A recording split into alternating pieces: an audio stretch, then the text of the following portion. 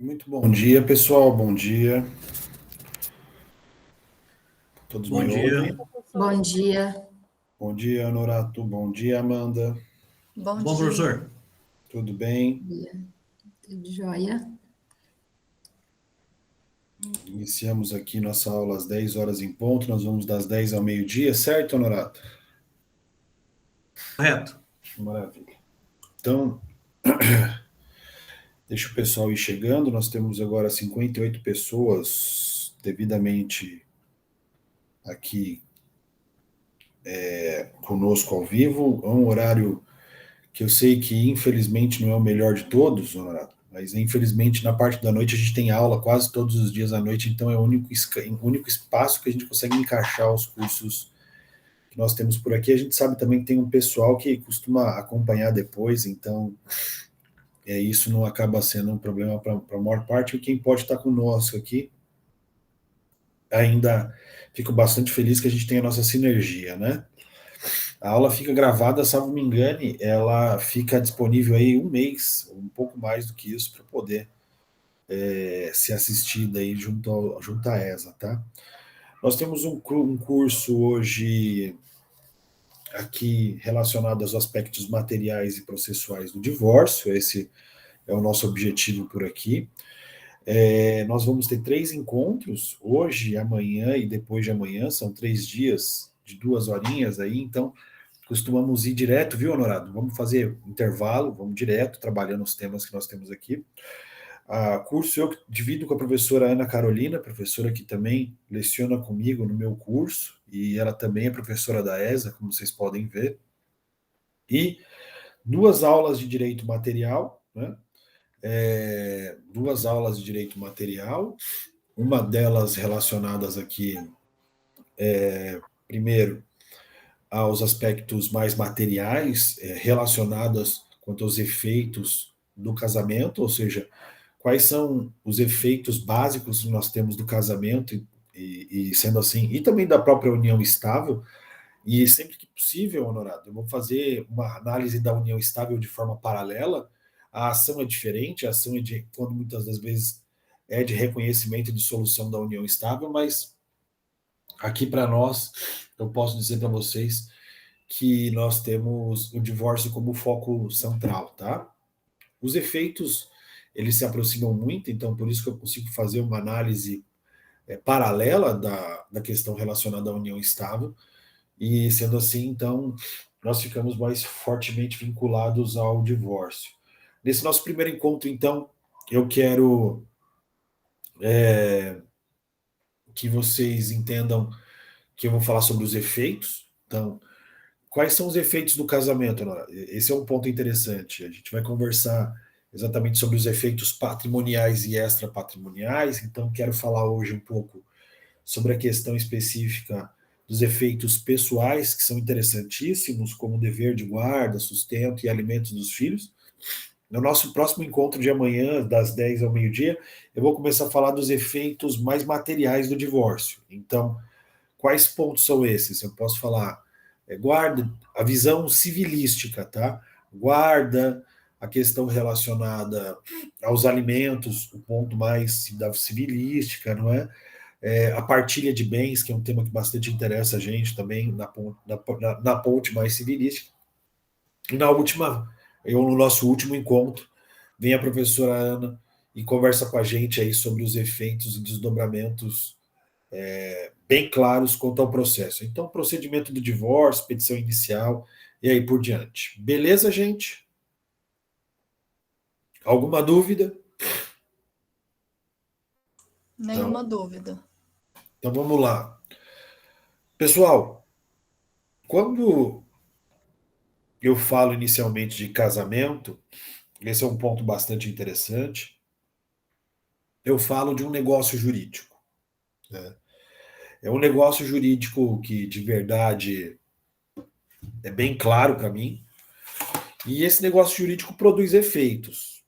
O nosso objetivo é exclusivamente falar sobre o divórcio, mas o divórcio não é a única forma que coloca termo final no casamento. Existem outras hipóteses de colocação e término final do casamento. Né? A morte é uma delas. Morte é o termo, não coloca termo final no casamento. Segunda coisa que coloca termo final no casamento é a ausência. O procedimento de ausência, Yasmin, minha queridíssima Aline, também coloca termo final. E aí existem dois tipos de ausência, né? Nós temos o procedimento de ausência com o processo de ausência com o procedimento de ausência e sem o procedimento de ausência. E isso muitas das vezes aí coloca termo final no casamento. A anulação do casamento também é uma forma de colocação de termo final no casamento, nas hipóteses previstas, salvo me engano, do artigo 1528 do Código Civil, que colocam também termo final no casamento. Né? E casamento nulo, isso nem se fala, é mais grave ainda, então é possível falar em casamento nulo nos termos do artigo 1521 do Código Civil, e todas essas situações colocam termo final no casamento. Mas a grande peça que nós temos aqui é o divórcio. Tá? E eu gosto de dizer, meu caro Honorato, que o divórcio é um direito potestativo. Vou repetir, é um direito potestativo. Aquele que encurrala a outra parte. Aquele segundo o qual a outra parte não pode fazer nada. Esse é um ponto bastante interessante aqui, né? Sobre esse aspecto importante nesse sentido. Né? Um ponto que eu quero, então, inicialmente colocar é que uma vez que uma pessoa faça o pedido de divórcio de uma forma bem simples, meu caro Honorato, o que a outra parte pode fazer? Quais são as providências que a outra parte pode fazer? Você sabe me dizer, Honorato? Bom, dependendo do relacionamento, ela vai concordar, vai ser um divórcio simples ou litigioso. Ela não tem, acho que, fora dessas duas opções, né? Eu gosto de brincar, meu caro Honorato, que ela não pode fazer nada. Porque é um direito Quando dois no potestativo. guel não briga, né? Exatamente, porque é um direito potestativo. Eu gosto de dizer que, em primeiro momento, ela simplesmente aceita a situação, não o divórcio. No segundo momento, ela pode escutar Marília Mendonça, porque é um bom movimento de reflexão. Né? E no terceiro momento, pensar nos efeitos dessa dissolução da sociedade conjugal. E pensar nos efeitos, na verdade, por incrível que pareça, é olhar para trás. O que vai acontecer dos desdobramentos desse direito potestativo depende muito do que aconteceu no casamento. Esse é um ponto muito interessante. E sendo assim, essa é uma primeira reflexão prática que eu peço, na qualidade de advogado, todos, no primeiro momento, façam uma reflexão.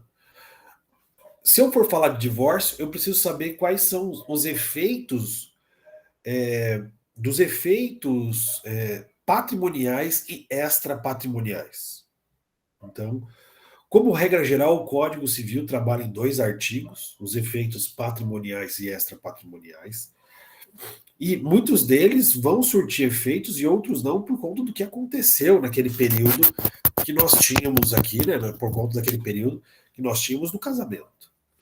Então, nesse nosso encontro de hoje, eu quero falar com vocês, e vou deixar isso bem claro, eu quero começar a falar um pouquinho sobre esses efeitos patrimoniais e extrapatrimoniais. Beleza. O primeiro artigo que nós temos aqui, Honorado, é o artigo 1565 ao 1570. Esses são os efeitos extrapatrimoniais. Vou repetir, artigo 1565 até o artigo 1570. Esse é um primeiro ponto que nós temos aqui, porque alguns desdobramentos surgem nesses respectivos artigos.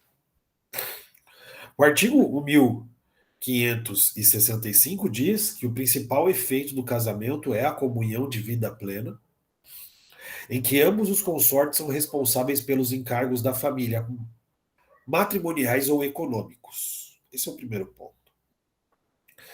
E aí, logo de cara, Honorado, eu tenho uma provocação a dizer. Não dá para dizer com todas as palavras que casamento é contrato. Eu respeito, existe uma carga contratual gigante quando a gente fala de regime de bens, mas fora do regime de bens, dizer que é contrato é muito difícil. Porque tem alguns efeitos do contrato que não se aplicam no direito relacionado ao direito de família. Né? E vários eventos são nesse sentido que eu gosto de colocar. Por exemplo, senhor Honorato, o senhor é casado? Sim. O senhor conheceu os defeitos anteriores do casamento da sua esposa? Porque todos nós temos defeitos, né? Isso é muito comum. E Sim, a gente sabe que nós temos alguns desvios de personalidade, alguns problemas. Um é mais bagunceiro, o outro é menos bagunceiro, o outro é mais introvertido, o outro mais extrovertido. O senhor conhecia todos os problemas da sua esposa de forma anterior? não conheci nem ela os meus, né? Cada um Isso, vem de famílias diferentes, com situações diferentes, criações diferentes. isso é uma mão de duas vias, né? Eu gosto de dizer que é uma mão de duas vias. Mas posso te dizer que, no seu caso, é claro, não sei quantos anos você é casado, hoje eu faço 9 anos de casado, olha que coisa interessante. Na data de hoje, 9 anos de casado. Parabéns. Deus Obrigado. abençoe. Amém. Obrigado.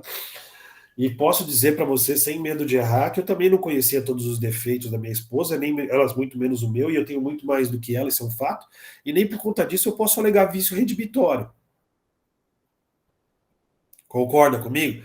Porque o problema com o objeto anterior, né? O problema do objeto anterior que acaba simplesmente prejudicando a utilização ou tornando imprópria para o uso é vício redibitório. Então, para mim, é bem claro que nesse caso não cabe vício redibitório. Vício redibitório é um problema da natureza jurídica contratual, né? Ô, Dorval, na pirâmide de Hans Kelsen aqui em casa, quanto à hierarquia das normas, todo mundo manda menos eu, meu caro. Primeiro vem minha esposa, depois vem minha filha, depois vem a gata, né, que manda pra caramba aqui em casa, depois vem a nossa secretária, depois minha sogra, minha mãe, conflito de competência, e eu tô do lado de fora. Eu sempre conto essa história, né, Durval? Eu só vejo as coisas acontecerem. Mas tudo para dizer para você, Honorato, que não dá para você dizer que se aplica esse aspecto do direito contratual, porque o casamento, diferente de um contrato, é comunhão de vida plena, e num casamento ninguém busca, num contrato ninguém busca comunhão de vida plena. Ou seja, estamos diante de uma situação jurídica diferente. É possível dizer que nós vamos aplicar algumas regras dos negócios jurídicos e do direito contratual? A resposta é sim, mas nem todos. Né? O que eu posso dizer é que dentro do casamento existe uma autonomia privada forte. Né? Porque, para mim, claro, nos termos do artigo 1565, que eu já citei em parágrafo 2º, o planejamento familiar é livre decisão do casal, e sendo assim, nós temos como e de que forma organizar uma família de acordo com os nossos interesses e convicções. Seja eles no ambiente relacional entre homem e mulher, seja ele quanto à questão da guarda, criação dos filhos, seja ele quanto às decisões patrimoniais. É claro que tudo isso, de verdade, tem limites. Todo direito em si tem limites. E esses limites são legais. Esse é um ponto bastante interessante. Né? E esses limites, na verdade, são os direitos e deveres presentes dentro do casamento e dentro da própria união estável, de certa construção, porque eles são muito parecidos. O primeiro limite é o ponto mais polêmico de todos os outros limites extrapatrimoniais que nós temos, é o artigo 1566. Né? O artigo 1566 é verdadeiramente um dos artigos que mais motivam a extinção do casamento, se não o artigo que motiva a extinção do casamento, que diz que no casamento existe uma construção denominada fidelidade recíproca. fidelidade recíproca. Esse é um princípio do casamento. Né? No passado, nós estávamos muito ligados à ideia do adultério, né? Do adultério. Hoje, que significa nada mais, nada menos, na doutrina clássica, essa quebra desse dever. E o adúltero, pelo termo mais estranho que seja, significava nada mais, nada menos sexo na cama alheia. Mas hoje em dia, né, o crime de adultério nem existe mais, desde 2005, e o que nós temos é a bigamia, que é exatamente a quebra desse dever. Não existe mais o crime de adultério, mas o crime de bigamia. Qual que é a diferença de um e de outro, César? O adúltero é aquele que alicia e o bígamo é aquele que se deixa ser aliciado. A bigamia ainda temos no Brasil, e lembra-se que bigamia é ter 2 casamentos ao mesmo tempo. O tipo penal é bem claro nesse sentido. Não é? Bem, hoje o termo mais usual, e é o que eu concordo, é infidelidade na doutrina contemporânea, e aí surge a dúvida. O que é infidelidade, meu caro Honorato? Né? Minha queridíssima Noelane, Graça, né? E Durval, que escreveram por último aqui. É, na verdade, um relacionamento extraconjugal, né? Ao mesmo tempo, ou concomitante o casamento. Né? Esse é o ponto. O problema é que a sociedade muda, né? E aí, nem sempre nós podemos entender que um relacionamento paralelo, não é, pode ser entendido como infidelidade. Nós temos outras situações que nitidamente podem configurar essa infidelidade. No passado, a professora Marilena Diniz, com sua visão muito tradicional do direito, deu um exemplo já da infidelidade seringa ou casta. Eu odeio esse termo, mas vai fazer o quê? É a mulher, por exemplo, Honorato, que eventualmente quer ter filhos e o marido que não quer ter filhos, ela pega o material genético de uma outra pessoa, até mesmo do próprio marido, ou seja, o sêmen masculino, e insemina ele de forma caseira por meio, por exemplo, de uma seringa, por isso que se chama infidelidade seringa. Essa seria uma situação. Ou mesmo uma mulher que eventualmente queira ter filhos e o outro não, e simplesmente faz uma inseminação artificial heteróloga. Isso poderia ser entendido como infidelidade, meu caro Honorato? A professora Marilena Diniz entende que sim. Eu acho isso de um peso muito grande. Pode motivar o divórcio? Acho que até pode. Mas ambos os casos não guardam para mim aquela ideia da infidelidade clássica, né, meu caro Honorato? Mas será que só para que exista essa infidelidade de fato preciso de sexo em cima da cama alheia? Essa é uma pergunta interessante. Eu digo que não. Eu digo que não. Honorato, você que tem a mesma quantidade de cabelo branco, e eu estou falando com você diretamente porque é o único que eu estou vendo de câmera aberta, os demais não se acanhem, podem deixar a câmera fechada, porque eu entendo os demais compromissos também. Mas imagine, meu caro Honorato, se você fosse casado ou eventualmente conhecesse alguém do seu círculo familiar mais próximo, não é? Descobrisse, por exemplo, minha queridíssima Camila, e nessa mesma ideia de confiança, que o consorte está envolvido com uma rede internacional de pedofilia. Olha que grave isso, Camila. Esse é um ponto interessante. Eu acho que isso nós poderíamos entender como infidelidade nesse caso. O que eu não posso confundir, Camila, é infidelidade com lealdade. Né? Esse é um ponto que, para mim, é claro nesse sentido, porque há quem entenda há quem entenda que a pessoa pode ser leal sem ser fiel.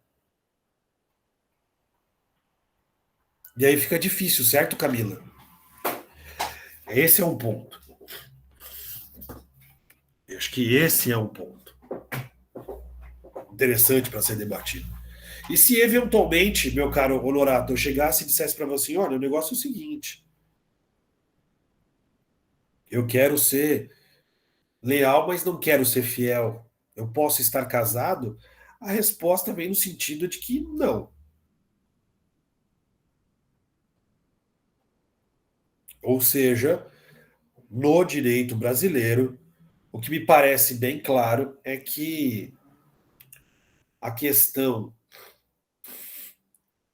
da fidelidade, com todo o respeito que eu tenho a outros posicionamentos, ela está intimamente ligada muito mais à realização de um casamento ao qual ele simplesmente exige, né, esse dever bem claro para nós aqui de fidelidade recíproca. Sendo assim, a monogamia me parece, pelo menos num primeiro momento, Honorato, uma ideia de um princípio basilar desta modalidade de entidade familiar.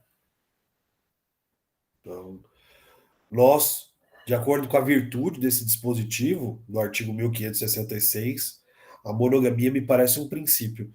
Ô, professor César, mas eu sei, por exemplo, que existem relacionamentos de outras pessoas no Brasil que importam relacionamentos a 3, ou a 4, ou até a 7.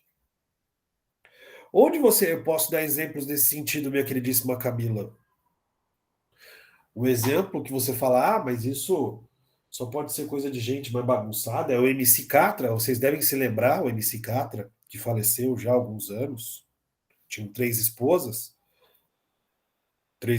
entre aspas. Ou vocês acham, por exemplo, que no Brasil não existe o cônsul do Iraque, com certeza, ou do Oriente Médio, seja de onde ele for, que ele não deva ter mais do que uma esposa? Existem situações.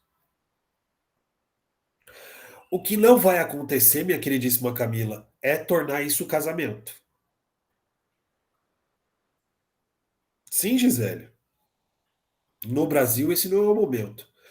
E aí vem um ponto interessante, Gisele, porque na união estável, e pode ir lá no artigo, o artigo do Código Civil diz bem claramente que na união estável não existe dever de fidelidade recíproca, existe dever de lealdade. E alguns entendem então que na união estável seria uma porta de entrada para essas novas formas de relacionamento, como por exemplo a questão do poliamor, ou seja, do relacionamento a 3. Não foi esse o entendimento que se perpetua hoje em dia por vários motivos. O STJ já disse que não pode uma concomitância de união estável com casamento, uma concomitância de casamento com casamento, uma concomitância de união estável com união estável. O STF confirmou e o CNJ diz que não pode. Aí não tem saída, né, Gisele? E aí você concorda comigo, Camila, que não tem saída.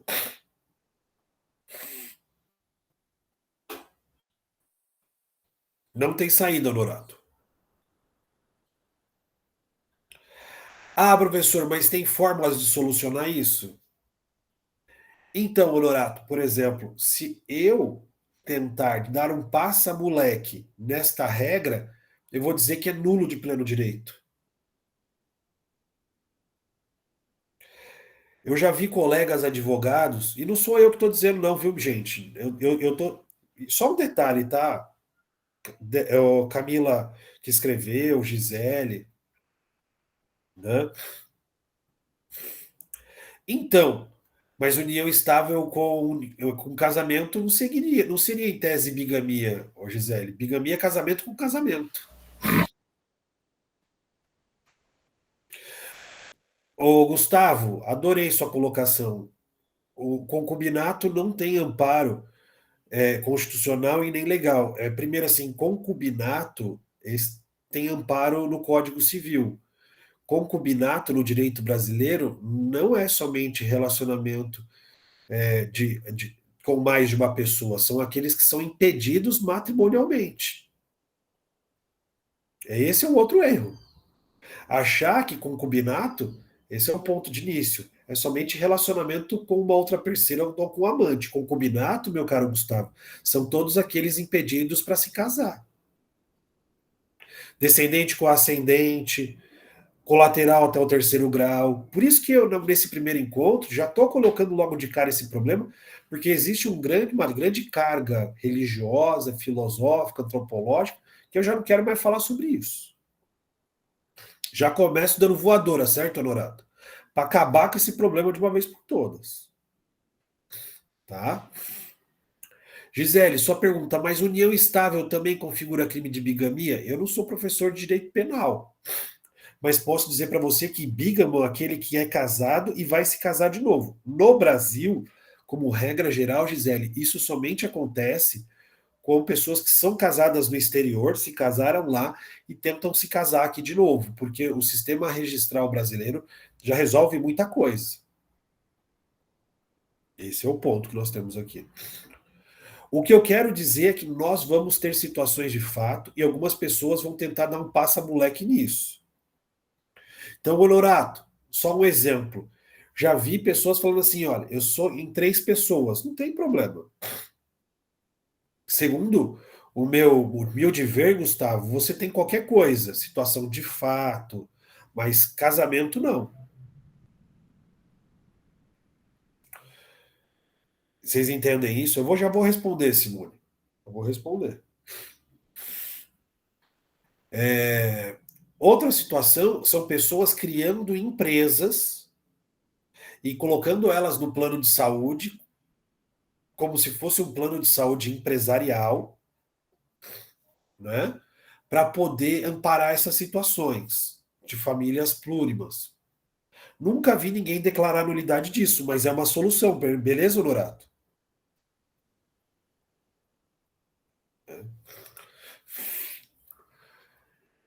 Então, esse é um primeiro dever complicado.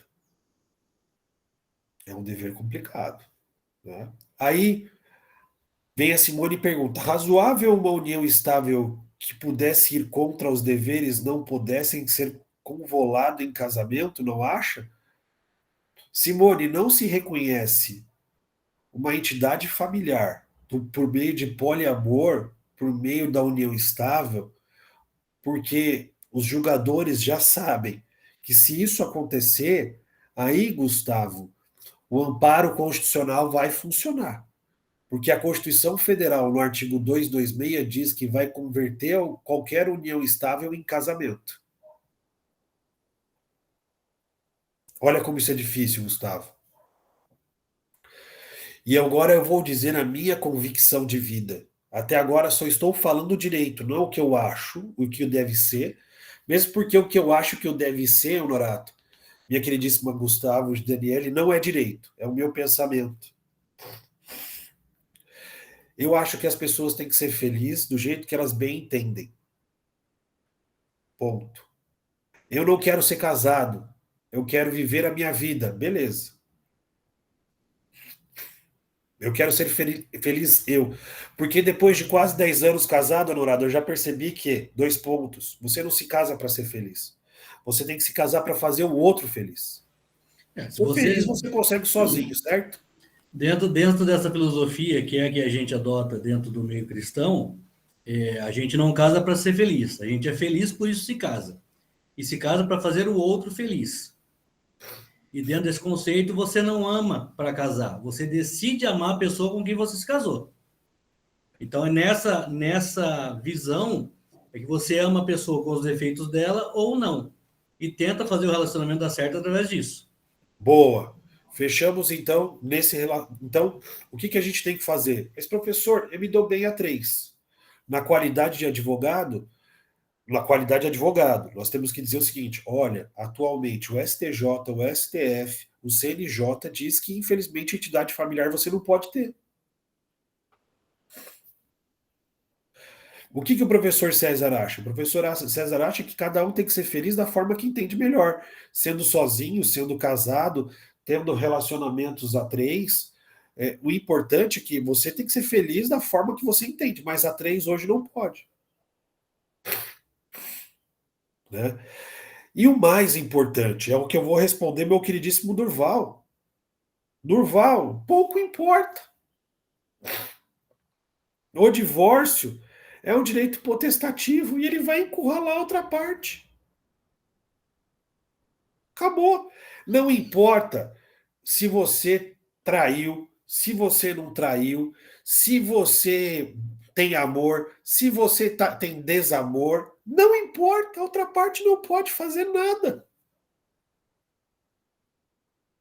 Esse debate da fidelidade e o direito potestativo do divórcio é estéril, meu caro Durval.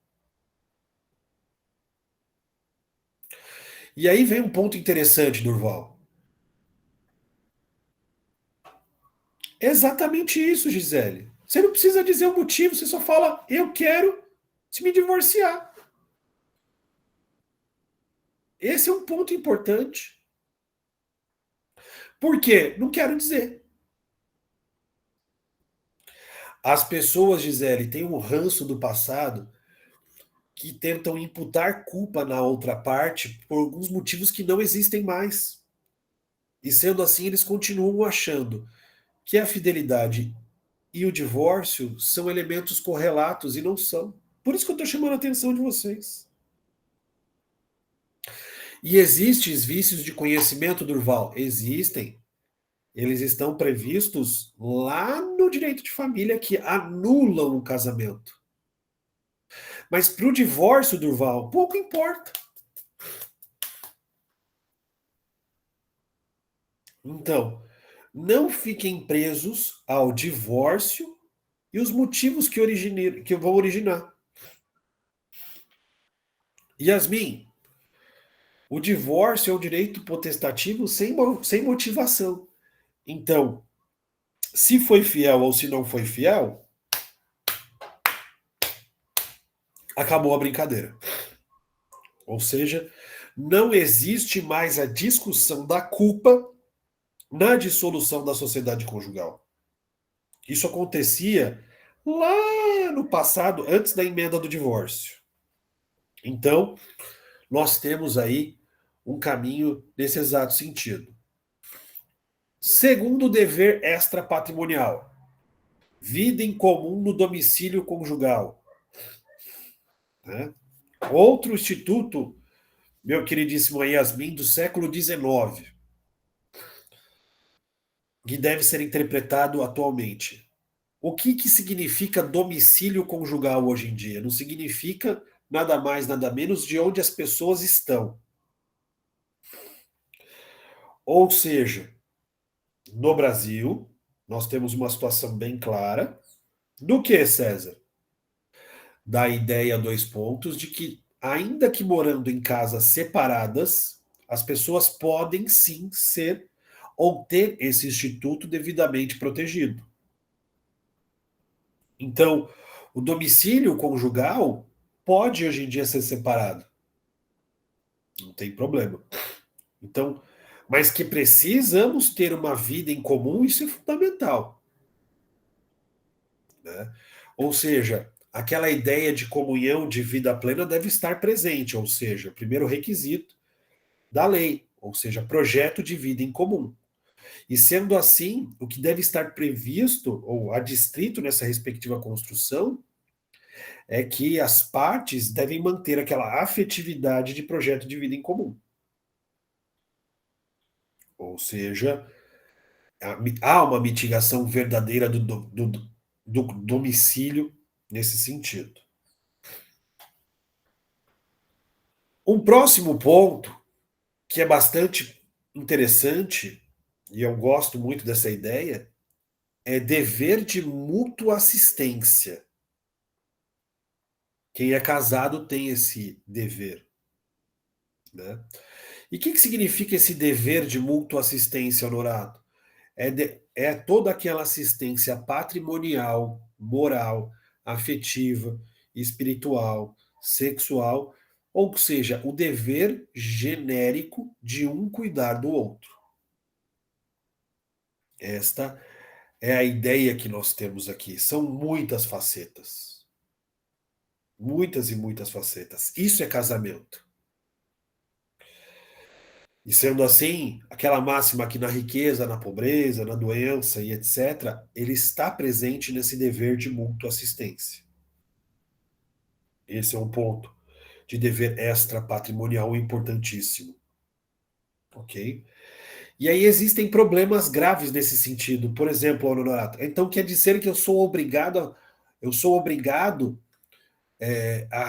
esse é um ponto interessante. Eu sou obrigado a, por exemplo, a ter a mesma orientação religiosa do que meu outro consorte? A resposta é não.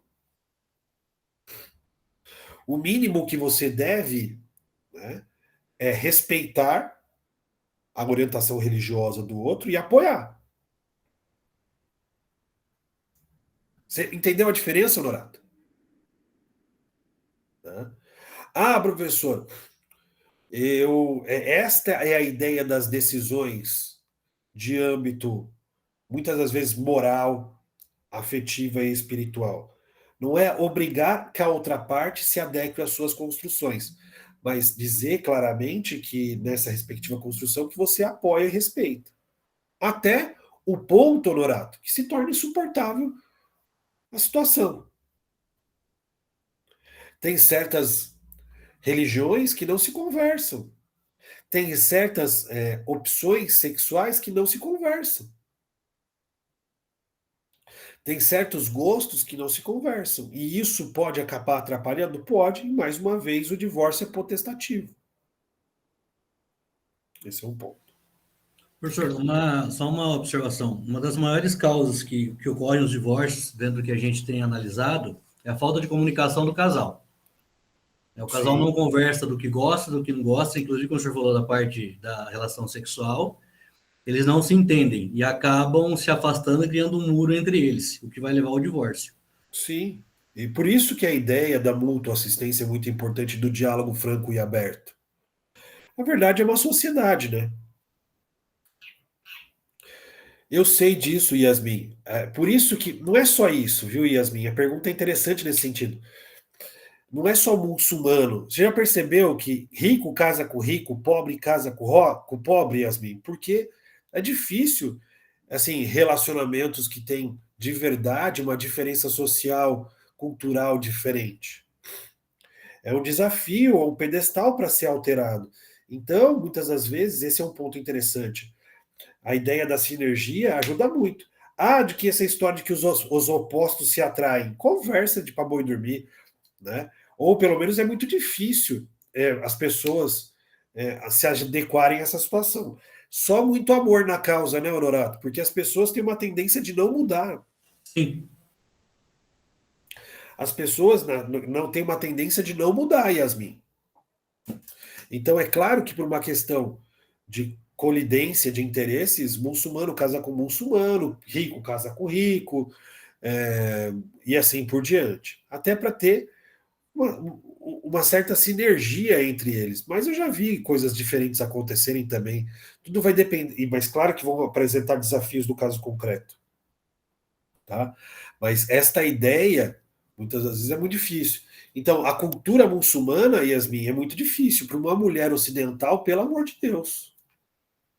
Se você for utilizar, por exemplo, a tradição muçulmana, assim, vamos dizer, mais fundamentalista, vocês viram o que aconteceu quando o pessoal lá do Al-Qaeda retomou de novo aquele pedaço lá de terra lá no Afeganistão. As mulheres fugindo, o pessoal subindo em avião. É porque, a Yasmin, a gente tem tanta notícia ruim atrás da outra que a gente vai esquecendo das notícias tristes anteriores. Você não se lembra, por acaso, das pessoas tentando subir no avião e caindo de medo do Al-Qaeda, Yasmin, no Afeganistão? Eu me lembro. Para vocês verem como cultura é importante nesse sentido. Bem, próximo direito extrapatrimonial. Né? Sustento, guarda e educação dos filhos. Esse é um outro problema grave também. Esse é um outro problema grave também. Esse é um ponto bastante interessante ser colocado aqui. Sustento, guarda e educação dos filhos. Essa é uma situação que tem um dever basilar na solidariedade. Esse é um ponto que eu gosto de colocar bastante. Não existe dever mais forte do que esse. Solidariedade significa muitas das coisas, mas se preocupar com o outro.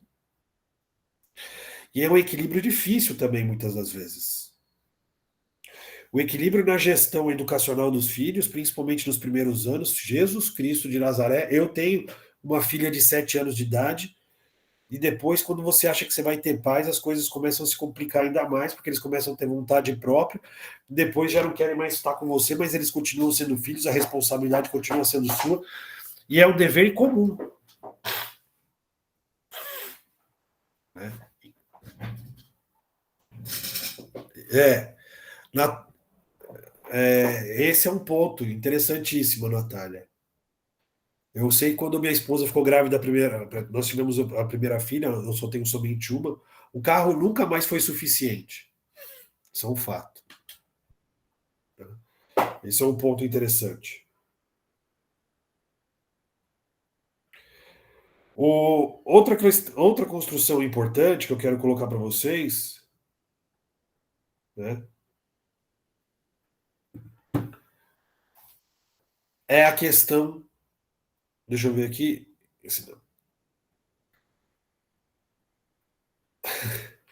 Muito bom. Outro ponto importante que eu quero colocar com vocês é o respeito e consideração dos mútuos. Né? Respeito e consideração, que são mútuos. Este último ponto, ou último elemento extra-patrimonial, está intimamente ligado à ideia da construção da hierarquia familiar. Esse é um ponto de construção importantíssimo, dizendo que no casamento o poder familiar deve ser exercido sempre em conjunto, não é? E essas decisões devem ser tomadas de forma que cabe muitas das vezes uma convergência de ideias onde há divergência. O artigo 1567 do Código Civil, quando falam de respeito e consideração mútuos, tem um dispositivo para mim que não tem pé e nem cabeça, Lorato. Natália, ele diz que, em havendo divergência entre os cônjuges, você pode, muitas das vezes, encaminhar para o juiz para que ele decida. Especialmente no artigo 1567, parágrafo único. Natália e Yasmin, esse dispositivo é, muitas das vezes, um tiro no próprio pé. Eu estou falando de uma história que eu estava na graduação. Eu sempre me lembro muito bem dessa história. Eu estou falando de coisas de 2005, salvo engano, 2004, para ser mais exato. E aí, eu estava tendo direito de família com o professor, esse professor era juiz, e ele diz o seguinte: olha, tem um artigo aqui, o artigo 1567, parágrafo único, que diz que se o pai e a mãe, eventualmente, não se entenderem quanto a questão de onde vão colocar o filho numa escola, eu vou tomar a decisão e pronto. Aí eu falei assim, mas como assim, professor? Se eventualmente eu tiver uma situação em que, por exemplo, um pai católico e, por exemplo, querer colocar ele no colégio de freira ou de padre, e o outro querer colocar o filho no colégio adventista, eu vou colocar ele num colégio que simplesmente não tem orientação religiosa porque o Estado é laico. Naquela época, poucos sabiam, Norato, ou quase nada sabia, e simplesmente falei, nossa, talvez uma boa solução. Se os pais não se decidem, ele pode colocar num colégio sem orientação religiosa. Mas dessa decisão ele conseguiu desagradar as duas partes. Ou seja, não atendeu o pedido nem de um e nem de outro. Essa somente foi a resposta mais simples. Não é esse tipo de critério que o juiz deveria tomar no caso de uma decisão como essa. Não sei se vocês concordam comigo. Ele deveria verificar quais são os melhores indicadores para a idade daquela pessoa e saber qual forma melhor e atender o pedido de uma ou de outra parte. Tá vendo como o juiz, muitas das vezes, pode dar uma decisão pior do que as próprias partes não saberiam? Então, o que eu quero dizer para vocês é que o diálogo, uma análise técnica e muitas das vezes a construção por trás pode resolver essa questão. Então, Simone, pode ser um grave conflito, né? Poderia ser um grave conflito, que poderia até levar aos divórcios das partes. E também tem uma ideia da psicologia, Durval e Simone, de que nós estamos querendo terceirizar as nossas responsabilidades. Assim, não sou eu que vou decidir, é o juiz. Eu dou o juiz que decida. Sabe? E, na verdade, a gente tem que ser responsável pelas nossas decisões. É essa a ideia que nós temos por aqui. Eu acho que o melhor caminho, Simone, seria o seguinte: olha, esse colégio adventista que você está colocando forma melhor até a quinta-feira, até a quinta série. Nesse colégio, ele, muitas das vezes, nessa respectiva construção, a formação humanística dele é melhor. Aí, depois disso, olha, os indicadores para poder ser aprovado no vestibular, na melhor formação nos últimos anos, esse daqui. Então, os argumentos não têm que ser exclusivamente, nesse caso, religioso, mas de formação da criança. E se eventualmente isso acaba não acontecendo, eu fico me perguntando qual seria a melhor saída. Então vejam que esses são alguns dos reflexos extrapatrimoniais e decisões que são tomadas em conjunto. E aí, logo de cara, eu coloco isso para vocês de uma forma bem simples, bem pontual, no sentido de que boa parte deles podem levar ao divórcio. Se não são os motivos verdadeiros que levam ao divórcio. Esse é um ponto. Então, Simone, as pessoas, como regra geral, não estão discutindo o patrimônio. E por conta disso que o divórcio precisa ser muito bem trabalhado na prática quanto a esses elementos. E quando colocados na mesa de negociação, Simone, Durval, meu querido Honorato, saber onde é o núcleo do motivo do divórcio. Porque muitas das vezes um bom acordo não vai sair por conta do patrimônio. O bom acordo não sai porque existe um gatilho que muitas das vezes nem a própria parte sabe que é emocional. Quais são os verdadeiros motivos que levam uma pessoa a se divorciar? Esse é o ponto. E os motivos estão aí, Simone. E os motivos estão aí. Porque você vai saber onde você vai mexer com a questão dos próximos efeitos, que são os efeitos patrimoniais, Simone e Honorato. Até para você saber, meu caro Honorato, como que você vai conduzir o acordo quanto aos reflexos patrimoniais.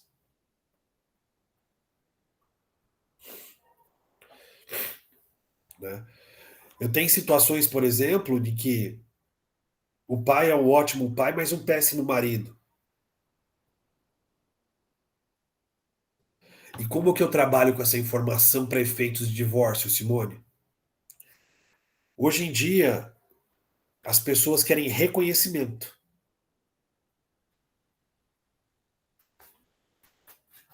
E muitas das vezes, Elizabeth e Simone, não só reconhecimento, empoderamento, experiência. E aí o que acontece, Honorato? Muitas das vezes o simples reconhecimento pode trazer um acordo no divórcio de uma forma muito melhor.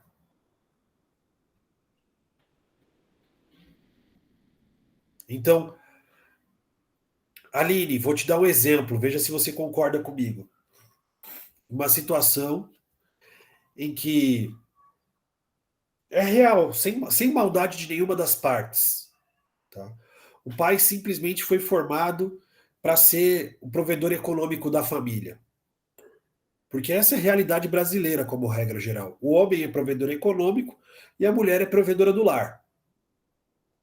Existem situações adversas, sim. Hoje em dia, por uma questão de que a própria sociedade impõe para nós, homem e mulher são provedores do lar. Perdão, mulher é provedora do lar e também provedora econômica, porque ela também busca o mercado de trabalho. Isso faz com que a mulher tenha dupla jornada há muito tempo.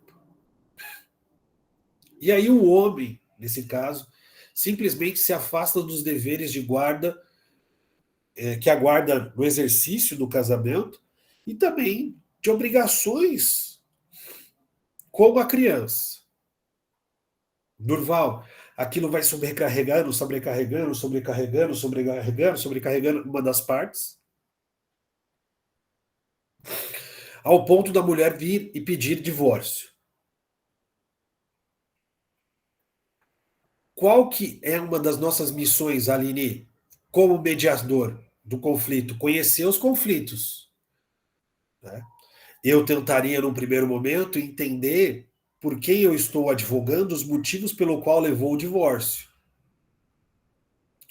E se for possível buscar uma mesa de mediação, os motivos pelo qual a outra parte buscou o divórcio.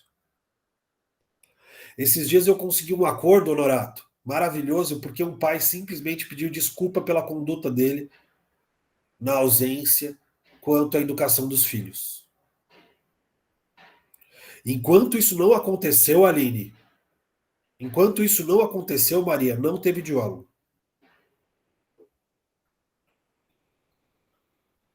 Ou seja, nós fomos para uma mesa de mediação, Aline. Dizer o seguinte, é que as pessoas estavam indo para uma mesa de debate contra partilha. Tá vendo? O real motivo, o real conflito, Aline. Vamos sentar para tentar um acordo.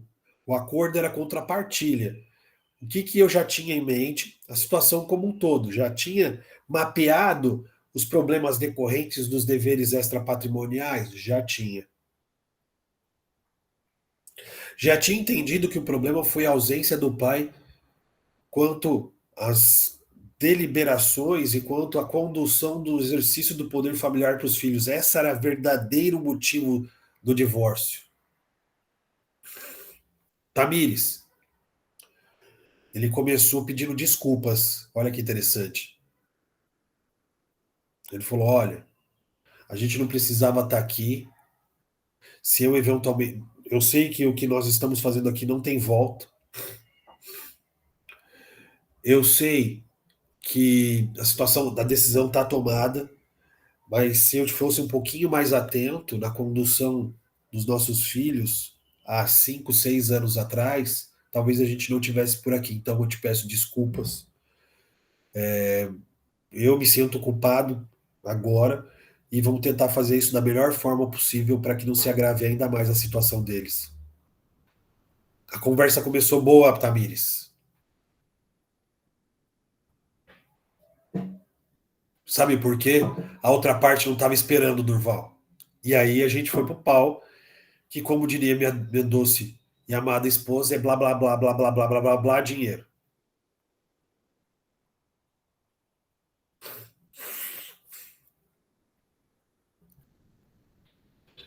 Elizabeth, esse também é um outro problema. Tem pessoas que não aceitam o fim. E esse não é um motivo para o divórcio. Como eu disse, não tem problema. Esse é um ponto. Né? E é isso que eu queria de verdade mostrar para vocês. Tentar encontrar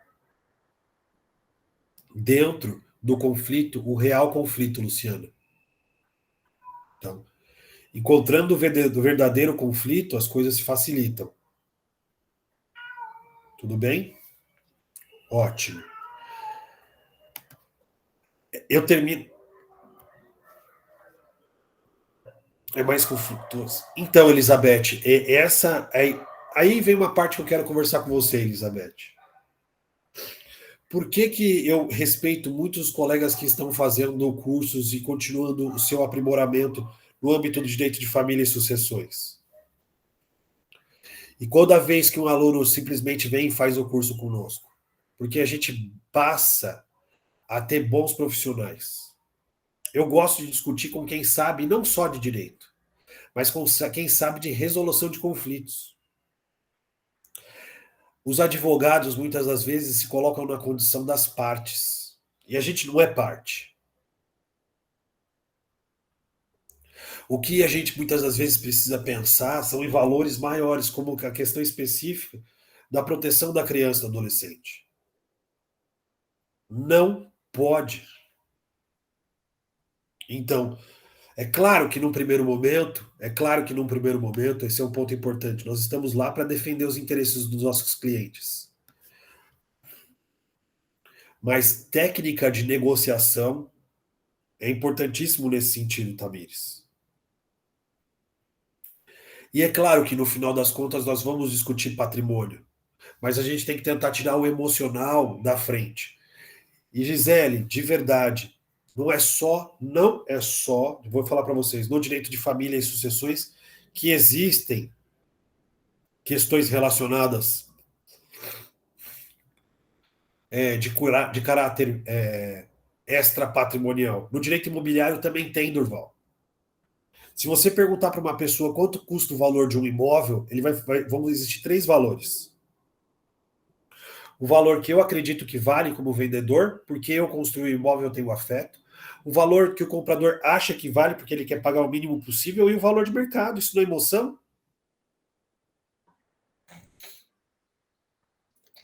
Tenho, Tamires. Eu tenho. Não vim preparado para isso, mas tenho. Se quiser, eu falo. Querem que eu fale os 4 pilares da negociação? Então, tá bom. Existem 4 pilares da negociação para vocês, de fato, resolverem esse problema.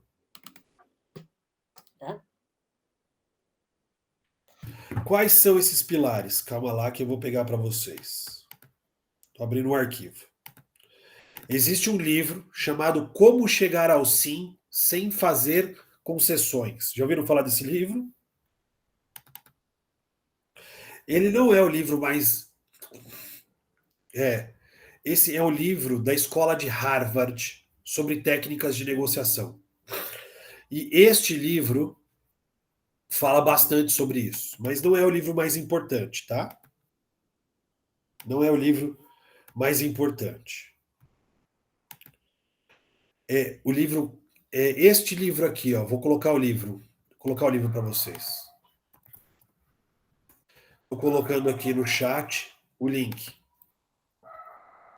É esse livro aqui, ó. Esse livro vai dizer basicamente 4 pontos importantes para a gente resolver esses problemas extrapatrimoniais, tá?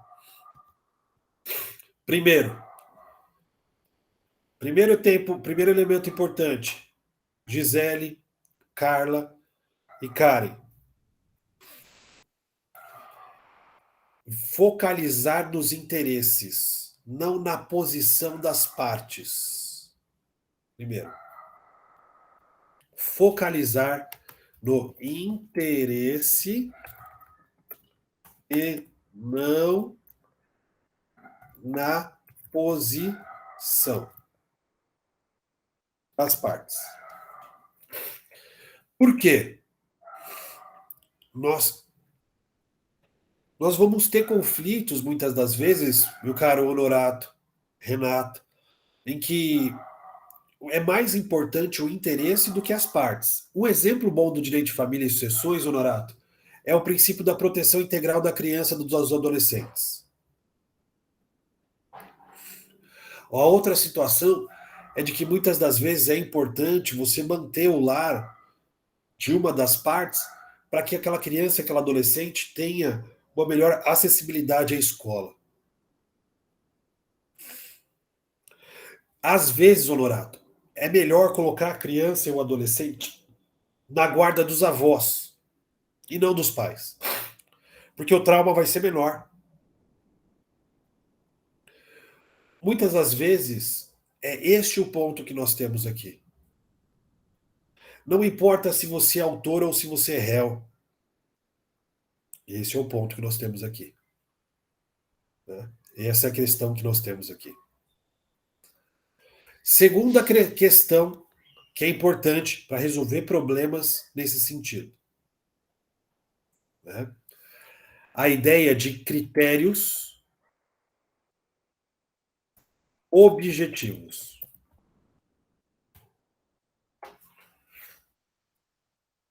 Critérios objetivos.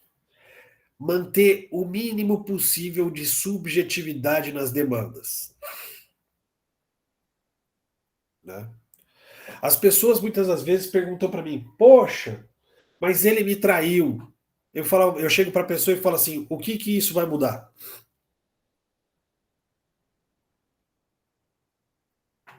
Fala o que vai mudar. Vai conseguir voltar ao status quo ante, Honorato? Já foi, não tem o que fazer agora. Tem que se trazer elementos objetivos. Qual que é um elemento objetivo? Simples. Só tem um imóvel. Vocês são dois. O que eu faço com esse imóvel agora? Critério objetivo. Só tem um carro. O que a gente vai fazer com isso? Não existe. Ah, mas eu morei aqui a vida inteira. Alguém mora de graça? Critério objetivo. Esse é o ponto. Quando eu estou falando lá em cima, ó, dos deveres conjugais. Quer ver um outro critério importante? Inventar ou criar opções de ganho mútuo. Inventar ou criar opções de ganho mútuo. Se a pessoa não sair de lá achando que está ganhando alguma coisa, Renata, Larissa, ela não vai fazer acordo. Não vai fazer acordo. Nesse exemplo da venda, Larissa, quem está confortável no imóvel não vai querer sair nem a pau. Não vai querer sair. Você tem que trazer alguma coisa, criar, na verdade, uma opção de ganho mútuo. Um exemplo, por exemplo, Larissa, não tem filhos, tá? Relacionamento de conjugalidade entre um par. Você chega para a parte e fala assim, ó, é um imóvel. Você está ocupando um imóvel de 500 mil reais, 250 é meu. Vamos fazer o seguinte, já que você está morando aí e eu sair, vou te dar 1 ano de aluguel de graça. Ou seja, eu faço um acordo com você aqui, que dos próximos 12 meses, você vai poder ficar no imóvel sem eventualmente pagar nada. Olha que interessante, Honorato. Colocamos isso no termo de audiência. Quanto custa o aluguel aqui? Ah, esse apartamento custa o aluguel aí de 3, 4 mil reais. Depois de 12 meses você começa a pagar. É o tempo de reflexão para você poder sair, se programar, a gente conseguir vender, você dar entrada de sinal no outro. Você acha, Larissa, que nesse caso a outra parte não está ganhando alguma coisa? Ela de cara, objetivamente, economizou O quê? 24? 30 mil reais. Olha só que interessante. E no final das contas todo mundo ganha. Porque tirar uma pessoa forçadamente do imóvel, Larissa, é pior.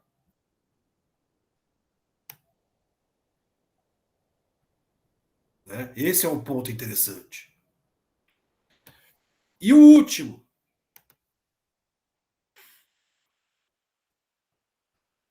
E o último. Agora vem isso aí, ó. Olha só, Tamires. Separar.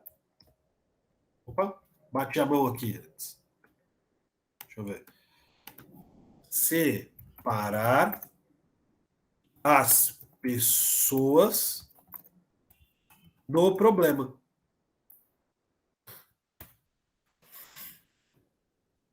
Todo mundo vai vir com o ego ferido no divórcio, Tamires.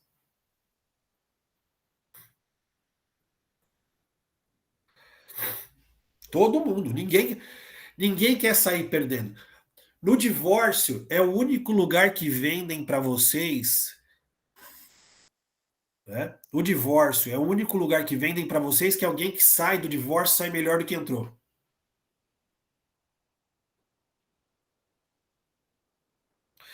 Eu fico olhando aqueles videozinhos do Instagram da Damares, da pessoa assim, casada, não, solteira, tinha uma CG, casada, tinha uma XR, divorciada, tinha uma R1. Já vi vários videozinhos assim, você já viu no Instagram, Norato? Isso é tudo besteira, gente. Existe uma coisa chamada meação. Os bens que foram adquiridos na constância do casamento da união estável vão ser divididos. Não dá para você ter mais quando eu divido por dois.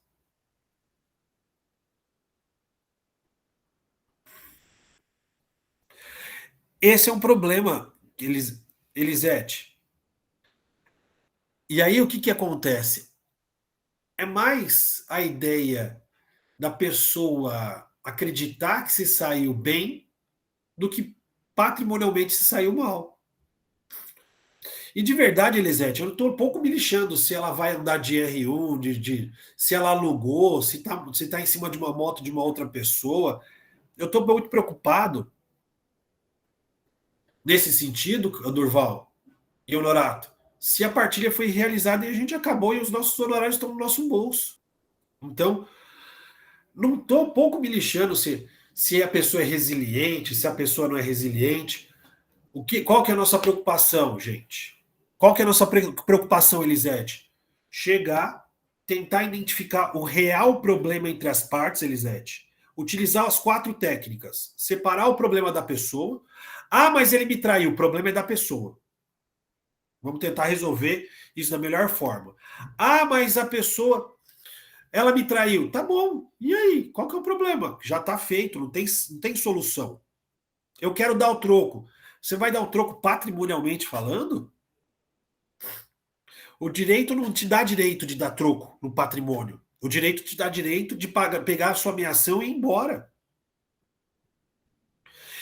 O que a gente pode fazer aqui? Eu posso criar uma situação dizendo, olha, você está ganhando muito aqui. Cria opção de ganhos mútuos. E no final das contas, dizer o seguinte, criar critérios objetivos.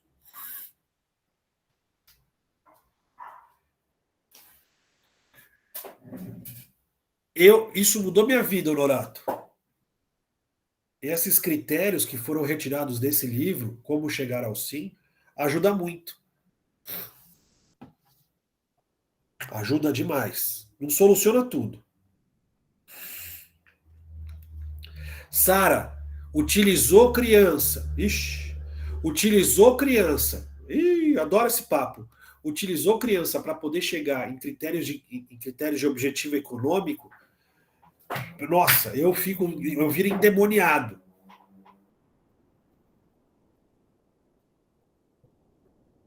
Eu fico endemoniado.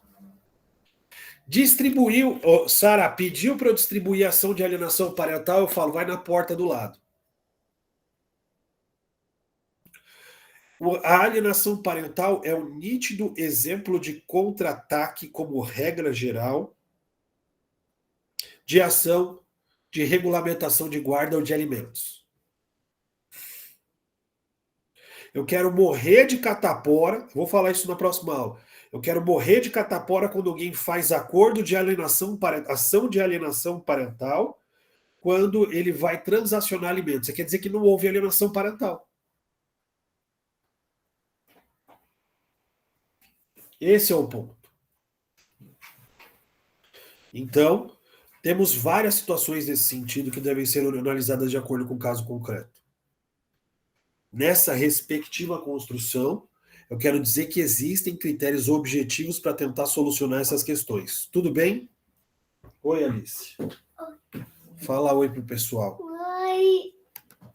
Fala oi, gente. Oi, gente. Bom dia. Oi, Alice, tudo bem? Oi, Alice, tudo bem? É bom dia ainda, amor da minha vida.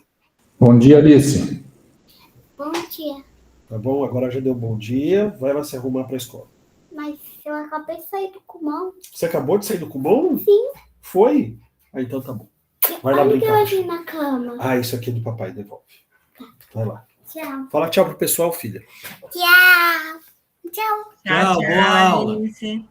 Tchau, boa aula. Obrigado, gente. Bem, então, essas são técnicas de negociação utilizadas pela escola de Harvard, viu, gente?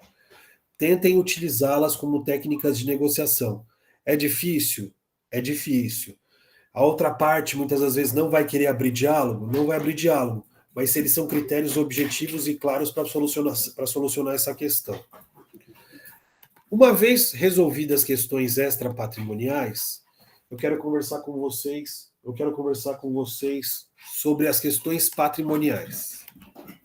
Bem, as questões patrimoniais no Brasil, né, elas têm características bastante interessantes. Elas sofreram várias evoluções, né, e várias questões são importantes nesse sentido. Algumas regras vocês precisam conhecer, para vocês não estranharem quando eventualmente tiverem isso lá na frente. Primeira questão. Nós temos uma autonomia privada na escolha de regime de bens, pessoal. Temos uma autonomia privada. Nós podemos escolher o regime de bens que bem entender, desde que não exista impedimento matrimonial. Perdão, desde que não exista as causas suspensivas do casamento. Aí o regime da separação é legal. Eu já vi isso acontecer, Honorato? Já. A pessoa que não faz partilha anterior, a pessoa que não faz inventário anterior, a partilha do inventário, a partilha do divórcio, são situações em que você vai ter impedimento matrimonial, sim. E aí o regime da separação legal vai aparecer. Fora isso, eu posso escolher qualquer um? Sim. Qual é a regra básica, Amanda, dessa modalidade, dessa regra básica? Se casou, não escolheu regime da comunhão parcial de bens. Então, não fez pacto antenupcial, regime da comunhão parcial de bens. Nossa escolha é ampla. Então, é normal, isso é assim e funciona. Segunda coisa importante é a indivisibilidade do regime de bens. É o princípio esse. O regime que cabe para um é o regime que cabe para o outro. Não dá para você colocar o regime, por exemplo, da comunhão parcial de bens para um e o regime da comunhão universal para outros, por mais louco que isso seja. Não pode. Se você escolher um, é o mesmo regime para os dois. Tá? Se você escolher um, é o mesmo regime por dois. Um ponto interessante que eu quero conversar com vocês. Quais são as modalidades existentes? Vamos colocar todas aqui. Primeira modalidade, regime da comunhão parcial de bens. O que é o regime da comunhão parcial de bens? Regra geral. Regra geral. O que é anterior não se comunica, o que se casa dali para frente é o que se comunica. É o regime legal desde quando, César? É o regime legal desde o dia em que nós temos a lei do divórcio. Segunda modalidade de regime de bens. Regime da comunhão universal de bens. Já foi o regime legal, antes da lei do divórcio. Por sinal, existem 2 regimes que não estão mais previstos na lei, mas vocês podem esbarrar. O primeiro deles vocês nunca nem ouviram. É o regime, Honorato, dotal, regime do dote. Isso já não é usado há mais de 50 anos, então vocês não vão conhecer. Mas tem divórcio que vocês podem pegar o inventário, que a pessoa ela é casada pelo regime da comunhão. Já ouviu falar desse regime, Honorato? O regime da comunhão, e não completa, só fala assim, regime da comunhão. Era o antigo regime da comunhão universal antes de 70. Então não estranhe, porque antes de 70, o regime legal era esse regime da comunhão. Porque você vai olhar assim, mas regime da comunhão, mas comunhão o quê? Comunhão universal, comunhão parcial. No passado, era o regime legal. Isso aparece muito, Honorato, em inventário como regra geral. São as pessoas casadas muito mais antigas, né? Terceira modalidade, regime da participação final nos aquestos. Terceira modalidade. Esse eu não me lembro. Quase ninguém se casa por isso. Alguém aqui é casado por essa modalidade de regime de bens? Se não for, não precisa escrever, não. É só. Olha lá, não é. Quase ninguém é casado por essa modalidade de regime de bens. É só para não colocar no chat, para a gente não pular as modalidades aqui, Elisete. Mas pode deixar seu não aqui, não tem problema. Essa modalidade de regime de bens, Elisete, eu gosto de chamar de regime de empresários. É muito próximo ao regime da separação convencional, cada um com o seu patrimônio. Só que tudo que você vai comprar, você vai subscrever o capital do casamento. Então, César, eu vou comprar um carro. Eu pergunto pro outro, quanto você deu? 30%? Foi? 70%? Quando acabar o casamento, por isso que se chama participação final nos aquestos. Um fica com 30% e outro fica com 70%. Eu vou falar mais sobre esse regime na próxima aula. Regime da comunhão parcial de bens, regime da comunhão universal de bens, regime da participação final nos aquestos. Próximo, regime da separação. O regime da separação tem 2 tipos: o legal e o convencional. Estou arrumando aqui para vocês. O legal é aquele que vem das situações de pessoas que não podem se casar. Uma imposição da lei. E o convencional é o regime segundo o qual você escolhe. Então, olha quantas modalidades nós temos. 1, 2, 3, 4, 5. Estes são os regimes que estão na lei. Mas existem regimes que não estão na lei, que é uma combinação. Nunca ouvi falar, professor César. Mas é possível. É o que nós chamamos de regimes mistos ou híbridos.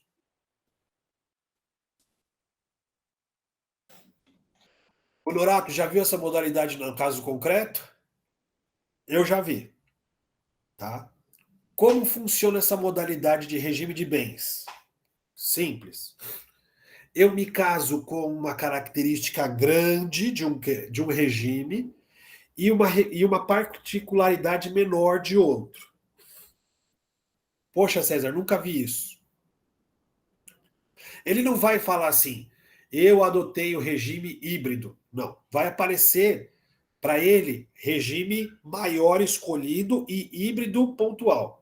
Então, ele vai no pacto antenupcial, que é obrigatório em quase todas as modalidades, menos na separação legal e no regime da comunhão parcial de bens. E 2, fala, me caso pelo regime da comunhão universal de bens, mas reservo um bem como particular. Esta é a situação mais comum nessa modalidade de regime de bens. Por que ele fez isso, Honorato? Dessa forma ele Sim, consegue reservar um bem específico, né? exatamente. Porque se ele se divorciar, Honorato, se ele se divorciar, o que ele vai acontecer? Aquele bem continua sendo como particular. Vai ter meação de tudo, menos daquilo. Sim, Roseli, sim. Porque o regime... Vou repetir, Roseli. Primeira modalidade de regimes. Regime legal. Regime da comunhão parcial de bens. Regra básica. Antes, particular. Depois, comum. Número 2. Regime da comunhão universal de bens. O que é atual e o passado se comunicam. Terceira modalidade. Regime da participação final nos aquestos. Regra geral. O que é do passado particular e o que for na constância do casamento vai depender de integralização do capital social do casamento. Capital social. Então, é o que eu chamo de regime da nota fiscal. Vai ter que guardar a nota fiscal pro resto da vida. Aí o quinto se divide em dois, Roseli. Porque eu tenho o regime da separação que eu escolho, precisa de pacto. E o regime que a lei determina, que é o regime da separação legal. São 5 regimes previstos na lei, e o sexto regime que eu posso mesclar eles, que são os regimes híbridos ou mistos.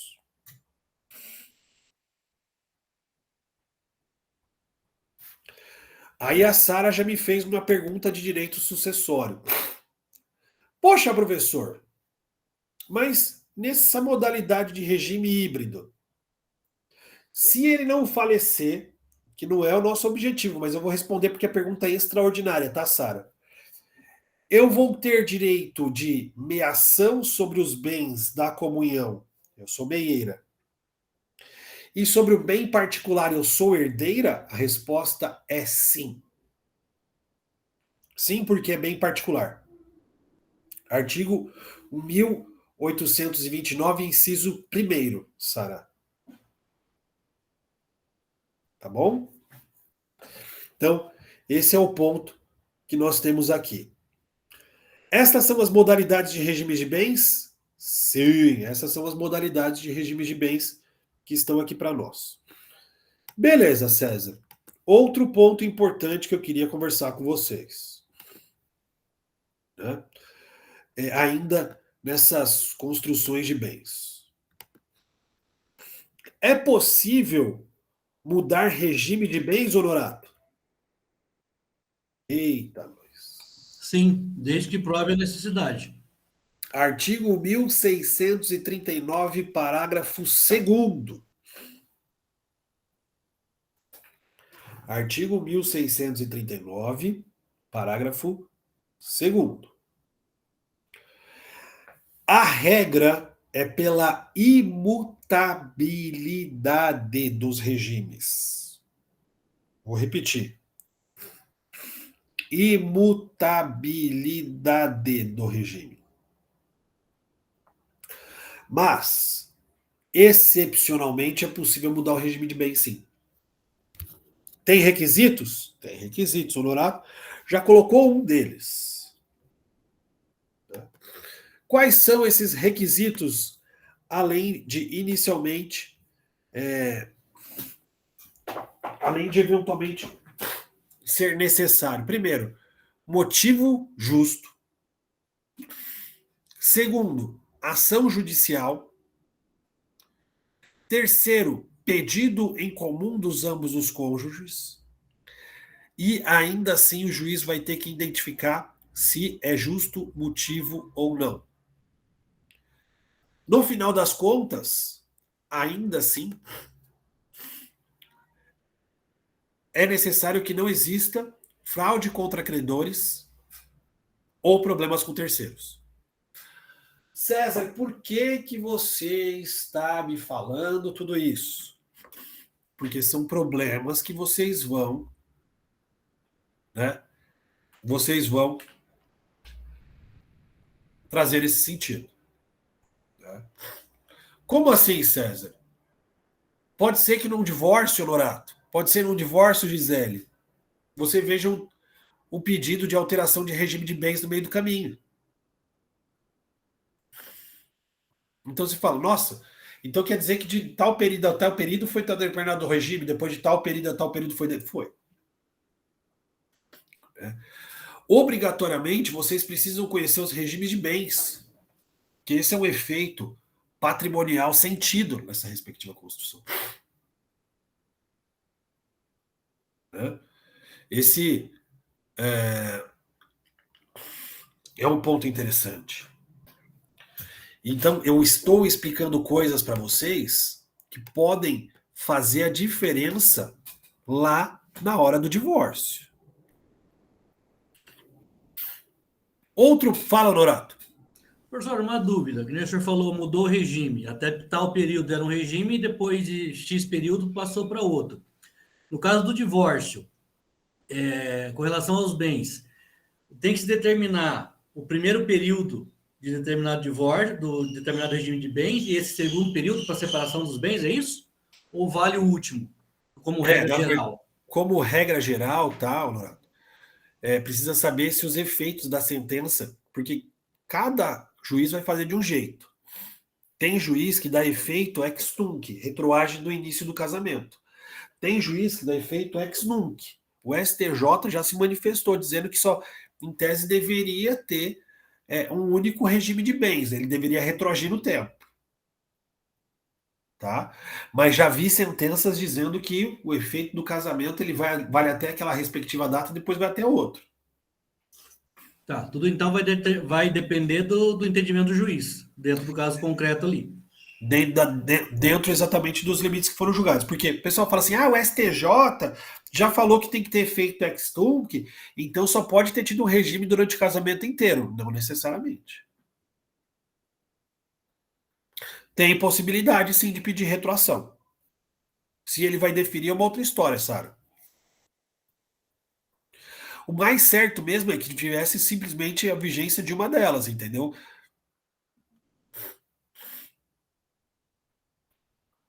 Fábio, existem vários livros. No finalzinho eu falo quais são os livros sobre regime de bens. Tem um que é só sobre regime de bens, que é da professora Fabiana. Eu falo para você aí no finalzinho dessa aula ou da próxima, só me lembrar. Tá? Então, como regra geral, você tem essas situações aqui dentro. Eu estou trazendo pontos que podem trazer problema para vocês. Próximo ponto que pode trazer problema para vocês, tá? É a vedação da alteração do regime. Já disse isso para vocês. Mas muito cuidado, pois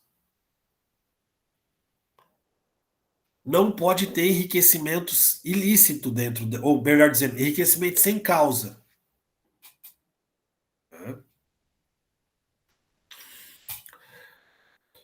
Ô César, por quê? Olha só esta vedação e a súmula 377.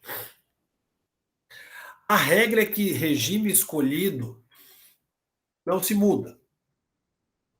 Essa é a regra. Mas podemos ter situações em que o juiz vai mudar o regime. Tá aí o exemplo. Ó. No regime da separação legal de bens, comunicam-se os adquiridos na constância do casamento. Essa súmula, num primeiro momento, para quem não é do direito de família, acha que é uma loucura. Ela não vai se aplicar em todas as situações. Ela só se aplica no regime da separação de bens. Essa é a primeira questão. E no regime da separação legal, quando a outra parte for destruída patrimonialmente. Então, Elisete, simples. Pense numa pessoa que se casou com 16 anos de idade e foi colocada a obrigatoriedade desse regime. Ela fica casada assim durante, por exemplo, 40 anos. Sai do casamento com 58. Todos os bens foram adquiridos exclusivamente no nome de um dos dois. O que você acha? Qual que é o resultado final? Uma das partes extremamente prejudicada. Então, por incrível que pareça, até que exista essa escolha ampla, né? A gente pode escolher de forma ampla. Nós temos limites. Essa pessoa foi prejudicada, Elisete. Então, neste caso, se resolve assim. Aí eu já vi uma situação assim, Elisete. Ah, mas ela podia trocar o regime de bens. O direito não socorre quem dorme. Ô, Elisete, as pessoas não querem nem se casar, quanto mais trocar regime de bens. Né? E por ela não ter trocado, nesse caso, ela não pode ser prejudicada. É uma hipótese de enriquecimento sem causa. E o direito não pode manter esse tipo de situação. Esse é o ponto que tem aqui. É essa a história. É essa a história, Sara. É bem essa a história, assim, sabe? A gente tem que. E aí, Sara, esse é um ponto, sabe? A gente tem que utilizar o nosso conhecimento, muitas das vezes, para não dizer assim, é assim, a lei está determinando, sabe? Utilizar esses critérios que as pessoas desconhecem como técnicas de negociação. É isso, sabe? Igual o pai de uma das meninas aqui em cima que falaram para mim, meu pai se casou pelo regime da separação achando que estava resolvendo o problema da vida dele quanto à sucessão. Resolveu o problema se ele se divorciar, tá resolvido, mas se ele morrer, lascou-se. Né? Esse é o ponto que nós temos aqui. Né? Bem, tudo isso que eu estou conversando com vocês hoje somente é alterado por uma única ferramenta, e é essa ferramenta que eu vou acabar a aula de hoje com vocês, tá? O pacto antenupcial. O pacto antenupcial é um documento importante que as partes mudam as regras do jogo, nesse sentido. E aí, o que eu quero conversar com vocês sobre esse documento e o tanto quanto ele é importante para o divórcio é que ele vai colocar a regra do jogo lá dentro. Tá? Ele pode colocar o pacto antinupcial, o regime que vocês bem escolherem, ressalvados os impedimentos. Tá? E sendo assim, ele é bastante importante. Não é qualquer papel, Sara, não é qualquer papel, Elisete, que pode ser um pacto antinupcial. O pacto antinupcial, ele não é feito como regra geral porque as pessoas não querem alterar regime de bens. Esse é um ponto. E segundo, porque ele é formal e solene. Eu preciso obrigatoriamente fazer um cartório de notas que custa e depois levar registro no domicílio do casal, o que dá trabalho. Mas minha função também é dizer que quem faz isso é quem tem grana, como regra geral. Né? E o que eu posso colocar nesse pacto antinupcial? Porque isso vai bater na nossa porta. Elisete e Sara, tá na moda colocar coisas aí dentro. E eu vou colocar alguma das cláusulas que estão sendo colocadas nesse documento. Deixa eu ver se cabe tudo aqui.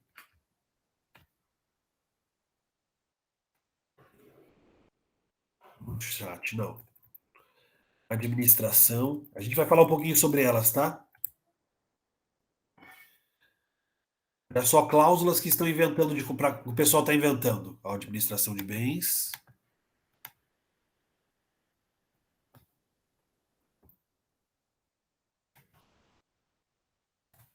aqui. Essas são algumas das cláusulas, Honorato, que eu tenho visto serem colocadas nesse documento.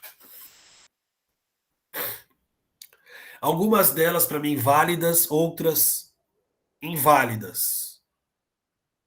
Algumas válidas, outras inválidas.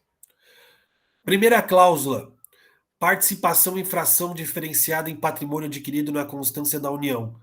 O que você acha dessa cláusula? Para mim é inválida. Se o regime é um só, eu não posso ter um ganhando mais do que o outro. Mas tem gente que diga que pode. Para mim, o patrimônio é um só. Não dá para colocar uma cláusula do que foi adquirido, 2/3 vai para um, 1/3 vai para o outro. Para mim, isso é nulo de pleno direito. 2. Participação diferenciada em certos e determinados bens e direitos. Tenho dificuldade. Esta cláusula é colocada muitas das vezes em quem tem direitos autorais. Quem tem direitos autorais acha que não tem que ficar partilhando os direitos autorais. Tenho dificuldade. Cláusula ou pacto, como eu coloquei aí, de outorga de usufruto a um dos companheiros ou cônjuges. Para mim não tem problema, essa cláusula é válida. Não tem problema. Ah, quero deixar o usufruto dos meus bens, tarará, tarará, não tem problema. Pacto que outorga direito real de habitação ao companheiro. Ao cônjuge não precisa.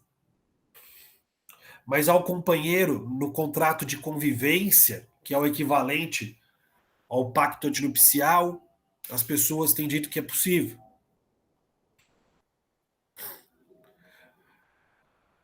Pacto que estabelece critérios para partilha. Olha, eu tenho um pouco de dificuldade com essa cláusula. Quais critérios são esses? Para dizer como a gente vai se divorciar. Esse é um ponto que eu tenho um pouco de dificuldade. Cláusula de indenização por rompimento da relação. Esse é polêmico. Porque existem cláusulas diferentes, Honorato. A que eu chamo de cláusula por traição e cláusula pelo desamor, ou seja, pela possibilidade do direito potestativo. Para mim, as duas cláusulas são nulas de pleno direito e respeito todo posicionamento em contrário, mas as duas são nulas de pleno direito. Por quê, gente? É cláusula penal. Aqui não é casamento, aqui não é contrato, aqui é casamento. Ah, professor, mas a pessoa acabou com a minha vida. Então, vai fazer prova numa ação específica e que vai pedir a reparação específica. Para mim não tem problema. Responsabilidade civil no ambiente, que é o que eu vou conversar com vocês na próxima aula. Responsabilidade civil no ambiente que nós temos de família e sucessões, eu nunca vou negar. Ah, professor, quando foi me divorciar, por exemplo, a pessoa pegou minhas imagens e fez porno revanche. Dando moral. Então, eu acho que nós podemos ser responsabilizados e não inclusão por uma cláusula como essa. Próxima situação, e a gente já fala, Gustavo. Doação, cláusula sob condição, doação para filho nascido em união. Pode existir doação nesse sentido. Só que aí nós vamos ter outros problemas, como dispensa de colação, não dispensa. É uma cláusula que é até ok. Cláusula que modifica a administração de bens, nula de pleno direito. As pessoas têm que entender, dentro da gestão do casamento, como elas vão ser administradas. Próxima. Cláusula de exclusão de alimentos. Para os filhos, nulo de pleno direito. Entre os cônjuges, igualmente nulo. É direito fundamental. Eu posso não exercê-la na frente. Mas renunciar agora eu não posso. Aí a doutora que falou que que tentou resolver o problema. Cláusula de exclusão de herança. Nulo de pleno direito. Pacta Corvina. Cláusula que regulamenta a guarda dos animais domésticos. Tá bom, vai. Eu não vejo nulidade. Não vejo nulidade. Não vejo nulidade. Não vejo nulidade, assim. Depois, eventualmente, se discute judicialmente. E a última, eu já vou abrir para perguntas, Honorato. E aí você já vai entrar em primeiro, porque eu quero ouvi-lo sobre todas essas cláusulas. Aí, como o Gustavo assim o fez. Cláusula de convenção de arbitragem em contrato de convivência. Nula de pleno direito, porque é direito extrapatrimonial como regra geral. Se fosse uma cláusula de mediação, Honorato, eu acho válida. Mediação, válida. Arbitragem, nula. Acho que esse é o ponto que nós temos aqui. Maravilha, pessoal. Gostaria de ouvi-los aí sobre essas cláusulas. Diga, Honorato.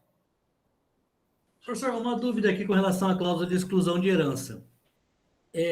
Eu não poderia fazer uma renúncia à herança? Não pode. É pacta corvina, meu caro. Então, mas é assim, da forma que eu estou entendendo. Eu estou renunciando a algo que eu ainda não sei o que eu vou ter. Eu não estou renunciando a algo que já existe. Ou vendendo Pior algo ainda, é que nulo de pleno existe. direito, não tem objeto. Primeiro, é pacta corvina, Honorato. Você não pode Ah, renunciar. Você não pode renunciar à herança. E eu vou te dizer o motivo, tá? sim, Artigo 5º da Constituição Federal. Direito à herança é o direito fundamental. tá. Para Entendi. começar, quer que eu continue? Para começar. E assim, o que as pessoas têm feito, tá, Honorato? Tem vendido coisas que são nulas. Então, o que a pessoa faz, tá? O cartório não deveria fazer esse tipo de escritura. Ele escolhe o regime da separação, para dizer que não se comunicam os bens, e inclui uma cláusula de renúncia de herança. Essa cláusula é nula por conta do artigo 426 do Código Civil. Tá, ou seja, em tese o advogado está vendendo um serviço, falando para o cliente que aqui ele vai ter resultado, lá na frente, depois que morrer, dane-se, vão ver o que acontece depois. É isso. Basicamente seria Exatamente. isso. Então ela é nula de pleno Infelizmente, direito. infelizmente é isso mesmo. Entendi. E assim, tem coisas aqui que não dá para você já regulamentar de cara. Qualquer tipo de contratualização, isso porque eu não estou falando de holding familiar, né? Que para mim, assim, holding familiar é uma coisa, planejamento familiar patrimonial é outra, né? É bastante isso. E Gisele, tem uma situação que eu acho de isso. Tem duas situações, Gisele. Tem cartório que não explica as coisas da forma que deveriam ser, e são especialistas nesse sentido e deveriam saber. E tem cartório que muitas das vezes quer vender, ou quer se vender e promete fazer coisas que não poderia fazer, sabe? Gisele, se tivesse sido bem instruído, não teria brigado com você.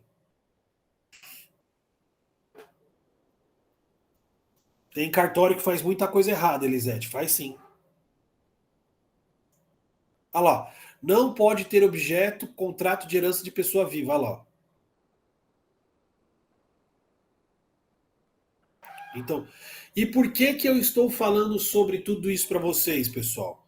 Estou falando sobre tudo isso porque na hora do inventário esse trem vai bater na sua porta. Ou, desculpa, na hora do divórcio.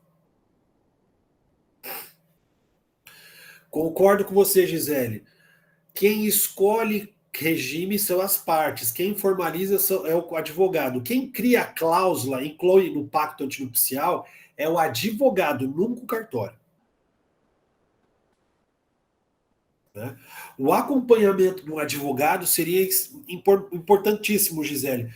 Só que aí isso é um dever das partes. Quem chama advogado para fazer casamento como regra geral? Quem é o escaldado já? E aí, Gisele, não tem mais muito o que arrumar, porque os problemas são sucessórios, muitas das vezes. Entendeu? Você não quer que o outro seja herdeiro e não tem como não ser. Entendeu? É muito difícil você resolver todas as questões de direito de família hoje em dia. E várias delas por conta de decisões judiciais que já nós tivemos, né? Juliana, vamos fazer o seguinte, vamos dizer que alguns cartórios estão mais interessados. Nunca vamos generalizar, mas alguns cartórios possivelmente têm esse problema mesmo, tá? Não gosto de generalização porque também eu sou advogado, o pessoal fala muito mal de mim e de vez em quando eu fico chateado. Mas, assim, alguns, infelizmente, estão vendendo algumas coisas, né? Ah lá. Esse é um problema, Gustavo, né? A pergunta do Gustavo. Olha lá. Tem decisão do STJ já nesse sentido, viu? É possível o professor fazer um pacto antinupcial ou pós-nupcial no caso da separação obrigatória de bens para somente afastar a incidência da súmula 377 para que não haja questions? Hoje um pacto também pode ser utilizado para essa tal finalidade. O Gustavo, primeira coisa, a súmula 377 foi criada e utilizada para o regime da separação legal e não convencional. Essa é a ideia de que estão querendo colocar coisas onde não existem. E eu já vi situações como essa, tá? Gustavo, é assim, se você está no regime da separação convencional, você não precisa da súmula 377, porque os bens não vão se comunicar. Então, esse é o ponto, tá? A pergunta é legal, Gustavo. Só na separação legal. Então, Gustavo, eu me caso pela separação legal e ainda coloco um negócio desse para você poder eventualmente dizer que não deve aplicar a súmula 377. Então não é separação. É aquelas coisas que eu gosto de dizer, não é separação legal, é separação convencional. Você acabou de dizer que você não quer que tenha participação nos aquestos. Aí o cara vai, só colocando mais uma, né? Aí o cara vai e ainda faz uma renúncia de herança. Poxa vida, é nulo. Se eu coloco a 377, ou tentativa de aplicação de afastamento da 377, eu já tenho o regime da separação convencional. Né? Ó, a Beta deixando de tirar o advogado das ações trabalhistas, acredita que vai interferir na escolha desse regime. Então, esse é o ponto que nós temos aqui. Gente, eu tinha só mais um tópico para a aula de hoje, mas como eu abri para debates, eu percebi que foi por um problema que eu mesmo causei, só está faltando falar sobre a outorga conjugal. E aí eu posso falar das regras especiais, que é a vênia conjugal, que também é um efeito. Mas eu acho que eu posso fazer isso na aula que vem, porque a gente meio que perdeu a mão aqui sem querer. Não sei se vocês concordam comigo. Eu acho que a gente pode conversar sobre isso na próxima aula e terminar de tirar. Simone, com relação à súmula, qual é o entendimento predominante? O entendimento predominante é que é possível incluir cláusula afastando a aplicação da súmula 377. Esse é o entendimento predominante. Eu não entendo assim. Ô, Uberley, obrigado, viu? A gente vai continuar trabalhando a aula que vem comigo, tá? Mais alguma dúvida, pessoal?